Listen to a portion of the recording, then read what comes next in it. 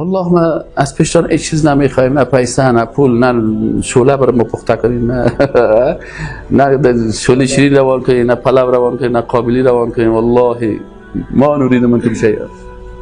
هیچ چیز نمیخوایم از پیشتان. هیچ فکر ما طرف جیب میبتان و خوراکتان یا پایتان نیست. از پیشتان حتی تشکری هم نمیخوایم. خانی تان آباد که اگان دوام بزنیم. چرا؟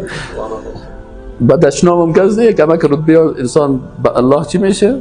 هر خدا به خاطر دین الله اذیت شوی، دعوا بشنوی، غیبت بشنوی، باز اونجا امی قوی ایمانی تو زیاد میشه که یک دشنام میشنوی اشکا از چشم تو جریان پیدا میکنه. اینمی قطرات اشک که به خاطر دشنام دادن یک کسی که تو را به خاطر چی دشنام داده؟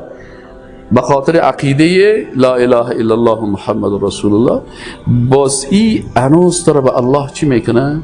نزدیک میکنه و قلب تو را با اخلاص جور میکنه. یا الله سعی کنیم اگر ما خوب درش یک لکس میپیشیدم نکتایی که بسیار خوبش میزدم، ریشم چپتلاش کل میکردم، باز میفتم این استاد پانتون هستم در مجلس احترام بود وام بود کل چیز پلاوارا میخوردم کلگی بر سلامی میزدم. اما وقتی که آمدیم گفتیم که بگید قول لا اله الا الله